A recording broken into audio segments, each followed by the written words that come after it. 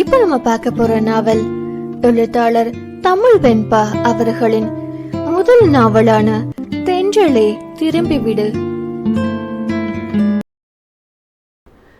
தென்றல் 63 வருடங்களுக்கு பிறகு மகியும் கவியும் இப்போது தங்கள் தந்தைகளின் ரியல் எஸ்டேட் தொழிலையும் சேர்த்து நடத்துகிறார்கள். அது போதாதென்று கதிருடன் இணைந்து சேர்ந்து புதிதாக உணவக தொழிலையும் தொடங்க இருக்கிறார்கள். பிரபாவும் மதுவும் இணைந்தே இயற்கை விவசாயம் செய்கிறார்கள். அதுவும் இல்லாமல் சின்ன சின்ன விவசாயிகளிடம் இருந்து அவர்கள் விளைவிக்கும் பொருட்களை வாங்கி வெளிநாட்டிற்கும் ஏற்றுமதி செய்கிறார்கள். யாழும் நிலாவும் இணைந்து அன்னை மெட்ரிகுலேஷன் என்னும் பள்ளியை தொடங்கி சேவை மனப்பான்மையில் நடத்துகிறார்கள். ப்ரீகேஜியிலிருந்து 10வது வரை இப்பொழுது இயங்குகிறது. அடுத்த வருடமே +1 +2 வகுப்புகளையும் இணைக்க நடவடிக்கைகள் நடந்து கொண்டிருக்கிறது. நிலாவிடமே பள்ளி நிர்வாகத்தை முழுதாய் ஒப்படைத்து விட்டாள் அவள். சிறு பிள்ளைகளுக்கு பாடம் எடுப்பதும் அவர்களோடு சேர்ந்து கும்மாளமிடுவதும் தான் யாழின் முழு நேர வேலையாய் இருக்கிறது. பிள்ளைகளை விட அவளை சமாளிக்கத்தான் பெரும் பாடுபடுகிறாள் நிலா. பள்ளியில் தான் இந்த பாடு என்றால் வீட்டிலும் அவளை யாரும் ஒரு சொல் சொல்ல விடுவதில்லை.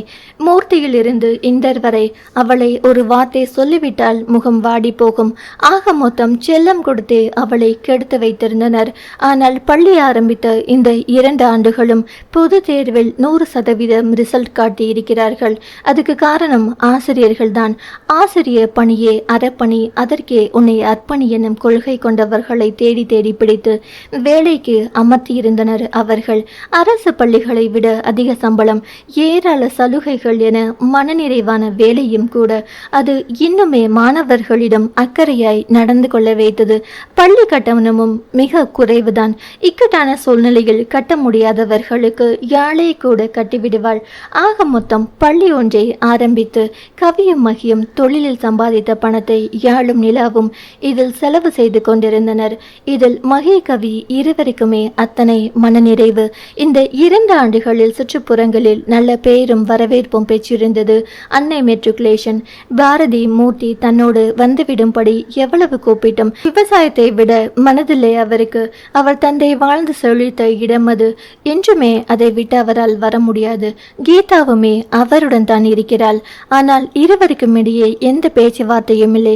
சாப்பாடு கூட பாரதிக்கு வெளியில்தான். உடல் சுகவீனம் என்றால் வெந்நீர் கூட அவரை தான் வைத்துக் கொள்கிறார். எதற்காகவும் மனைவியை தன்னிடம் அண்ட விடுவதில்லை. வீட்டை விட்டு அனுப்பிவிடலாம் தான். ஆனால் தந்தையின் ஒரு சொல்லுக்கு கட்டுப்பட்டு அமைதியாய் ஒதுங்கிக் கொண்டார் பாரதி. கண்ணீர் மல்க மகளுக்காக வாழ்க்கையை கேட்டவர்களும் இப்போது உயிரோடு இல்லை. வாக்கு கொடுத்தவரும் இல்லை. ஆனால் தந்தையின் வாக்கு இன்னும் உயிர்ப்போடுதான் இருக்கிறது. அதை கடைசி வரை காத்து நிற்கவே நினைத்தார் பாரதி. ஆனால் பிள்ளைகள் கீதாவின் வளர்ப்பில் வளர்வதில் துளியும் விருப்பமில்லை அவருக்கு. அபியையும் இந்தரையும் அண்ணன் பொறுப்பிலேயே விட்டுவிட்டார். அபியும் இந்தரும் நிரந்தரமாய் பெரியப்பாவின் வீட்டோடு தங்கிவிட்டனர். நாள் கிழமை என்றால் கூட ஊர் போய் பெற்றவர்களை பார்க்க பிரியப்படவில்லை. பாரதி தான் மாதத்திற்கு 2 முறை வந்து பார்த்துவிட்டு போவார். அபி இப்போது BSc ஃபுட் சயின்ஸ் 3ஆம் வருடம் படிக்கிறாள். இந்த 10ஆம் வகுப்பு அன்னை மெட்ரிகுலேஷன் பள்ளியிலேயே படிக்கிறான். இப்போது புரிகிறதா யாழின் கள்ளத்தனத்திற்கும் சேட்டைக்கும் யார் கூட்டு என்று. நம்மகி மூங்கில் பிரம்பை 4 நாள் விளக்கெண்ணெயில் ஊற வைத்து பக்காவாக தயார் செய்து வைத்திருக்கிறான். எதற்கென்றா கேட்கிறீர்கள்? இந்த இந்தர் மட்டும் 10ஆவதில் குறைந்த மதிப்பெண் எடுத்தால் அவனையும் யாழையும் அடி வழுக்குதான். அதையும் தான் பொறுத்திருந்து பார்ப்போமே. ஒரு நேரம் பார்த்தால் மகியும் இந்தரும் விநாயகம் பிரதர்ஸ் மாதிரி அண்ணன்டா தம்பிடா என்று கட்டிப்பிடித்து கொண்டு நிற்பார்கள். அடுத்த நிமிடமே அடித்து கொண்டு கட்டிப்பிடித்து உருள்வார்கள். இருவருக்கும் யாழுக்கும் யார் முக்கியம் என்பதில் ஆரம்பித்து இப்போது தரவுக்கு யார் முக்கியம் என்பதில் அடிக்கடி முட்டிக்கொள்கிறது. மகி, தருமா, நீங்க அப்பா செல்லம் தானே, அப்பா கிட்ட வாங்க என்று அவளை நோக்கி கை நீட்ட இந்தரோ, தருக்குட்டி நீங்க சித்தப்பா செல்லம் தானே, சித்தப்பா கிட்ட வாங்க என்று கை நீட்ட அந்த குட்டி, நான் பாட்டி செல்லம் என்று வாணியிடம் தாவும். பிறகு என்ன, யாழுமா உனக்கு யாரை ரொம்ப பிடிக்கும் என்று அவள் பக்கம் திரும்பி விடுவார்கள் இருவரும். அப்புறம் நம்ம மகேஸ்வரன் சார், இப்போ சார் சுகாதாரத்துறை மந்திரியாக்கும். அவரை பார்க்க வேண்டும் என்றால் 4 நாட்களுக்கு முன்பே அனுமதி வாங்க வேண்டும். அவ்வளவு பிஸி. அதனால் எல்லா தொழில்களிலும் பக்கபலமாய் இருந்து கதிர் தான் பார்த்து கொள்கிறான். அவரும் கூட ரொம்ப நல்லவராய் மாறிட்டாரு. எந்த அளவிற்கு கட்சியில் ஒருவர் தன் பொண்ணின் காதலை ஜாதியை காரணம் காட்டி எதிர்க்க அவரை சரி கட்டி அந்த காதல் ஜோடிக்கு திருமணம் செய்து வைக்கும் அளவிற்கு. அப்புறம் நம்ம ரேவாவும் லேகாவும் குடும்பம், குழந்தை, வேலை என்று அவர்களும் செட்டில் ஆகிவிட்டார்கள். கோகுலுக்கு இப்போதுதான் சமீபத்தில் திருமணம் முடிந்திருந்தது. 1 மாதம் விடுப்பு கொடுத்து தேனிலவிற்கு மாலத்தீவு அனுப்பி வைத்திருக்கிறார்கள் கவியும் மகியும். நம்ம வீட்டு பெரியவர்கள் மூர்த்தி, வாணி, நடராஜன், பார்வதி, அருணாச்சலம், வள்ளி என அவர்களுக்கு எல்லாம் பேர பிள்ளைகளோடு பொழுதை கழிக்கவே நேரம் சரியாக இருக்கிறது. ஒரு நாளைக்கு 24 மணி நேரம் போதவில்லை. அதை கொஞ்சம் 28ஆக மாற்றி கொடுக்க முடியுமா என கடவுளிடம் கோரிக்கை வைத்து சுற்றி கொண்டிருக்கின்றனர். அப்புறம் லட்சுமி அம்மா உடல்நிலை முழுதாய் தேறி அன்னை தெரசாவில் உள்ள பிள்ளைகளோடு ஒன்றிவிட்டார். 17ஆக இருந்த பிள்ளைகளின் எண்ணிக்கை என்று 34. ஜெகனோடு சேர்ந்த மகளும் கவியும் கூட பிள்ளைகளுக்கான பொறுப்பை ஏற்றிருக்கின்றனர். மாணிக்கமும் இப்போது முழுதாய் தேறி சுகமாய் திடகாத்திரமாய் இருக்கிறார். மதிக்கு இந்த வருடம் தான் படிப்பு முடிகிறது. நிலாவும் யாழும் தங்களோடு வந்துவிடும்படி அவர்கள் இருவரையும் எவ்வளவு வற்புறுத்தி கூப்பிட்டும் இருவருமே வர மறுத்துவிட்டனர். ஒரு விசேஷம் என்றால் போதும் எல்லோரும் மூர்த்தி வீட்டில் கூடிவிடுவார்கள். பாரதியும் கூட ஊரில் இருந்து வந்து விடுவார். ஆனால் கீதாவை இன்னும் யாரும் ஏற்றுக்கொள்ளவில்லை. ஒருவேளை மகியே அவளை மன்னித்து ஏற்றுக்கொண்டாலும் அபியும் இந்தரும் மன்னிக்க தயாராயில்லை. பெற்றவளின் முகம் பார்க்க கூட விருப்பமில்லை அந்த பிள்ளைகளுக்கு. பொங்கல், நியூ இயர், ஆடிப்பெருக்கு எல்லாத்துக்குமே மூர்த்தியை பார்க்கணுமே. திருவிழா கோலம்தான். ஒரே கேலியும் கிண்டலும் கூத்தும் கும்மாளமும் வீடே கலகலவென்று இருக்கும். ஒரு காலத்தில் காதலித்து மனம் முடித்ததால் யாரும் இல்லாமல் ஒருவர் கையை ஒருவர் நம்பிக்கையோடு பற்றி கொண்டு வாழ்வை தொடங்கியவர்கள் இன்று மொத்த சொந்தமும் அவர்கள் வீட்டில்தான். அது அவர்களின் காதலுக்கான அங்கீகாரம், வெகுமானம் இல்லாமல் வேறு என்ன? எல்லா பண்டிகையும் மூர்த்தி வீட்டில் கொண்டாடினாலும் தீபாவளிக்கு மட்டும் புது துணிகளுடன் கொடைக்கானல் சென்றுவிடும் மொத்த குடும்பமும் அன்னை தெரசா இல்லத்தில்தான் அவர்களின் தீபாவளி. இன்றும் என்றும் எப்போதும். மிக முக்கியமான ஒரு நபரை மறந்துவிட்டோமே. ரகுநந்தன் மகள் அடித்து போட்ட ஒரு வாரத்திற்கு உணவென்று எதுவும் சாப்பிட தரவில்லை அவனுக்கு. குடிக்க நீரை கோகுல் தான் பாவம் பார்த்து மகளுக்கு தெரியாமல் கொடுப்பான். கடைசியில் சாகும் நிலையில் விபத்து என மருத்துவமனையில் சென்று சேர்த்தார்கள். வலது பக்க காலும் கையும் மொத்தமாக முடங்கி போனது. தலையில் பலமான அடிபட்டிருக்க சித்தமும் தெளியவில்லை. இப்போது அவனை வைத்து பராமரிக்கும் முழு பொறுப்பு கீதாவினுடையது. அப்படியாவது தனது பாவ கணக்கை கொஞ்சம் கழிக்க பார்க்கிறார் அவர். நல்ல வேளையாக அவனுக்கு குடும்பம், குழந்தை என்று எதுவுமில்லை. மொத்த பட்டாளமும் வட்டமேசை மாநாடு போல் சுற்றிலும் நாற்காலியை போட்டு பாவமாய் அமர்ந்திருந்தனர். முதலில் நம்ம கவிச்செல்லத்தை பார்ப்போம். அவனுடைய 1 வயசு மகள் வேனல், இளவேனல். அவனின் முடியை பிடித்து இழுத்து பாடாய் படுத்தி கொண்டிருக்க பாவமாய் முளைத்து கொண்டிருந்தான் அவன். அடுத்து நமது பிரபா 1.5 வயது மகன் இன்பனுக்கு எழில் இன்பன் பாடாய்ப்பட்டு முளி பிதுங்கி நிற்கும் கவியை வேடிக்கை காட்டி சிரிப்பு மூட்டி கொண்டிருந்தான். அடுத்து கதிர். அவன் 1 வயது மகள் மதுராவை மதுரையாளினி சமாளிக்க முடியாமல் திண்டாடி கொண்டிருந்தான்.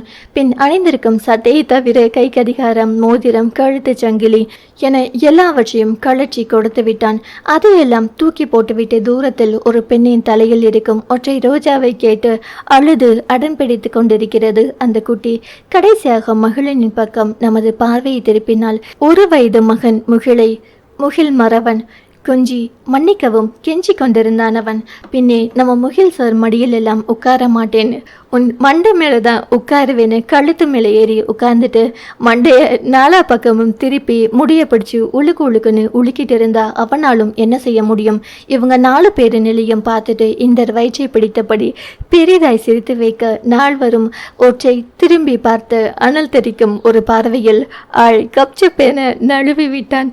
இவன்களை எல்லாம் இப்படி அம்போன விட்டுட்டு நமது நாயகிகள் எல்லாம் அப்படி என்னத்தான் செய்கிறார்கள்? ஒட்டுமொத்த கூட்டமும் உள்ளே அமர்ந்து ஒப்பனை செய்து கொண்டிருக்கிறது. ஏங்கா இவளுங்க கிட்ட போய் குழந்தைய பார்த்துக்க சொல்லி கொடுத்துட்டு வந்திருக்கோமே, ஒழுங்கா பார்த்துப்பாங்க நான் நினைக்கிறேங்க எனக்கு என்னமோ சந்தேகமாக தான் இருக்கு என்றாள் யோசனையாய் மலர். எனக்கும் அதே சந்தேகம்தான். வேனலுக்கு டைப்பர் வாங்கிட்டு வர சொன்னா 3 வயசு குழந்தைக்குள்ளதை வாங்கிட்டு வர்றது மக்கு சாம்பிராணி என்றாள் நிலாவும். நீ சொல்றதும் சரிதான். இந்நேரம் 4 பேரும் முழி பிதுங்கி நிற்பாங்க. பார்க்கறதுக்கே கண்கொள்ளா காட்சியா இருக்கும். சீக்கிரம் வாங்க போய் என்னன்னு பார்ப்போம் என்றாள் மதுமிதா. கிழிச்சாங்க. இந்நேரம் பசங்களை நைஸா யார் கையிலையாவது கொடுத்துட்டு ஓரமா நின்று போற வர பொண்ணுங்களை சைட் அடிச்சுட்டு இருக்குங்க பக்கீக என்றாள் உறுதியாயாள். இன்னும் நீங்க எல்லாம் மேக்கப் போட்டு முடிக்கலையா? அங்க கல்யாண பொண்ணே ரெடி ஆகிட்டாம். சீக்கிரம் வருவீங்களாம் பெரியம்மா சொன்னாங்க என தகவலை சொல்லிவிட்டு மீண்டும் வாணியிடம் ஓடினாள் அபி. அபி சொன்னவுடன் அனைவரும் அவசர அவசரமாய் கிளம்ப தொடங்கினர். அழகு தேவதைகளாய் அவர்கள் கிளம்பி வெளியே வர மொத்த கூட்டமும் அவர்களை தாண்டி வேடிக்கை பார்க்கிறது. அப்படி உள்ளே நுழைந்தால் யாழ் சொன்னதும் சரியாகத்தானே இருக்கிறது. அவனுங்க பிள்ளைகளை சமாளிக்க முடியாம சந்தோஷமா ஊர்கதையை பேசிட்டு இருந்த சீனியர் சிட்டிசன் கிட்ட கொடுத்துட்டு நிம்மதியா ஒரு ஓரமா கதை பேசிட்டு இருக்கானுங்க. அவ்வளவு சீக்கிரம் நிம்மதியா இருக்க விட்டுடுவோமா என்ன? அப்பா என சினுங்கியபடியே தந்தையின் வேடியை பிடித்தெழுத்தாள் தரு. என்ன பட்டுமா என்றபடியே அவள் உயரத்திற்கு குனிந்து அமர்ந்தான் மகள். ஐஸ்கிரீம் வாங்கி கொடுப்பா என்றாள் அடமாய் அவள். காலையில் 7 மணிக்கு எந்த கடடி திறந்திருக்கும் என்றான் அதட்டலாய் கவி. நீ என்ன லூசா மாமா என்றாள் எரிச்சலாய் தரு. அடிங்க வயசுக்கு தகுந்த பேச்சாடி பேசுற என பிள்ளையை மிரட்ட பிரபாவோ. உனக்கு இது தேவையா என்றான் கவியை பார்த்து. வாயை வச்சுட்டு கொஞ்சம் சும்மா இரேண்டா என்ற மகி. இப்போ ஐஸ்கிரீம் கிடைக்காது குட்டிமா, அப்பா வீட்டுக்கு போகும்போது வாங்கி தரேன் என்றான் பிள்ளையின் கன்னத்தில் முத்தம் வைத்து கொஞ்சலாய். அதான் எனக்கே தெரியுமேப்பா, நீ வேற தனியா சொல்லணுமா? அங்க ஐஸ்கிரீம் வச்சிருக்காங்க, நான் கேட்டா தர மாட்டேங்கிறாங்க, வா நீ வந்து வாங்கி கொடு என தந்தையின் கைப்பற்றி இழுத்தாள் தரு. காலையிலேயே ஐஸ்கிரீம் தின்னா சளி பிடிக்கும், உங்க அம்மாவுக்கு தெரிஞ்சா என்னதான் திட்டுவா. இப்போ வேண்டாம் என சின்னதாய் அதட்ட அழுகையை கூட்டியது அந்த குட்டி. கொடைக்கானல் குளிர் அதிகமாயிருக்கல சொல்லும், இப்போ வேணாண்டா என தன்மையாக சொல்லி பார்த்தான். அதெல்லாம் கல்யாணம் முடிஞ்சப்புறம் சாப்பிட இப்ப தர மாட்டாங்க என்றான் எரிச்சலாய். தன்னை லூசு என சொல்லிவிட்ட கடுப்பில் இப்போ உங்களால வாங்கி தர முடியுமா முடியாதா என்றான் தோழி அழுவது பொறுக்காமல் மிரட்டலாய். முடியாதுன்னா என்னடா பண்ணுவ குட்டி பிஸ்கான் என கவி அவனை அதட்ட தருவின் தோளில் கை போட்டு அவள் கண்ணீரை துடைத்தபடியே தூரத்தில் இருந்த பெண்ணை காட்டி, அந்த அத்தை நல்லா இருக்காங்க இல்ல மாமா என்றான் கவியிடம். ஆமா நல்லா இருக்காங்க, அதுக்கு என்ன இப்ப என்றான் சந்தேகமாய் கவி. அவங்கள பார்த்து நீ இப்படி கண்ணடிச்சு முத்தம் கொடுத்தேன்னு நிலா அத்தை கிட்டையும் மற்றவங்க கிட்டையும் போய் சொல்லுவோம் இல்ல தரு என தோழியையும் கூட்டு சேர்த்தான் அவன். ஆமா சொல்லுவோம் என்றது அந்த குட்டியும். அட பாவீங்களா, குடும்பமே எப்ப பாரு நமக்கு டைவர்ஸ் வாங்கி தரதிலேயே குறிக்கோளோட இருக்கும் போல என்றவன் இருவரின் வாயையும் போட்டி ஐஸ்கிரீம் வாங்கி தருவதாய் அழைத்து சென்று விட்டான். அவர்களையெல்லாம் தாண்டி மேடையை பார்த்தால் பட்டு வேட்டியும் சட்டையுமாய் வியர்த்து வழிய ஐயர் சொன்னதை செய்தபடி அமர்ந்திருந்த அஞ்சகன். அவனுக்கு தானே இன்று திருமணம். பெற்றோர் ஏற்பாடு செய்த திருமணமா காதல் திருமணமா என்று வேறு தெரியவில்லை. எப்படியோ நன்றாயிருந்தால் சரி, நேரமாகுது பொண்ணை அழைச்சிட்டு வாங்கோ என வழக்கமான ஐயரின் வார்த்தைகளோடு மணமகளும் அழைத்து வரப்படுகிறாள். ஆ இவளா, என்ன மாதிரி தான் நீங்களும் வாயை பொழக்கிறீங்களா? ஏண்டா உனக்கு ஊர் உலகத்துல வேற பொண்ணே கிடைக்கலையா? உனக்கு இந்த அடங்காப்பிடாரியை தான் கட்டணுமா? ஐயோ முறைக்கிறாளே. இல்லம்மா இல்லம்மா, இந்த அழகு தேவதையை தான் கட்டிக்க போறியான்னு கேட்டேன்டா தங்கம். ஐயோ நம்பாம சுத்தி சுத்தி தேடுறாளே. வாங்க ஹோமகுண்டத்துல இருக்க செங்கல் எடுத்து அடிக்கிறதுக்குள்ள ஓடி போயிடலாம். யார் என்று தெரிகிறது தானே? தெரியவில்லை என்றாலும் ஒன்றும் மோசமில்லை. அடுத்த பாகத்தில் தெரிந்து கொள்வோம். மாப்பிள்ளை தாலி கட்ட போறாரு, முக்கியமான எல்லாரும் மேடைக்கு வாங்க ஐயர் சத்தமாய் சொல்ல அவரவர் தங்கள் ஜோடியுடன் மணமேடையை சூழ்ந்து நின்று மணமக்களை வாழ்த்தினர். சுற்றமும் நட்பும் சூழ வாழ்வதுதானே வாழ்க்கை. இனி அவர்களும் வாழ்வார்கள் என்றும் இதே நிறைவோடு மகிழ்வோடு இனி என்றென்றும் அவர்கள் அனைவரின் வாழ்விலும் காதல் தென்றல் வீசிக்கொண்டே இருக்கட்டும். சுபம். என் சகாக்களுக்கும் சகிகளுக்கும் ஒரு அன்பு வேண்டுகோள். கதையை கேட்டுவிட்டு எப்படி இருந்தது என்று உங்கள் கருத்தை பதிவு செய்தால் நானும் அகமகிழ்வேன். குறைகள் இருப்பின் அதையும் பகிர்ந்தால் என்னை மேலும் மெருகேற்றிக் கொள்ள உதவும். நன்றி. நம்ம சேனலில் போடுற வீடியோஸ் உங்களுக்கு பிடிச்சிருந்தா லைக் பண்ணுங்கள், கமெண்ட் பண்ணுங்கள், ஷேர் பண்ணுங்கள், சப்ஸ்கிரைப் பண்ணுங்கள். ரெகுலர் நோட்டிஃபிகேஷன் உங்களுக்கு வேணும்னா பக்கத்தில் இருக்கிற பெல் ஐக்கானை கிளிக் பண்ணிவிடுங்க. பேசும் கதைகளின் குரலாய் நான் மனோசங்கரி.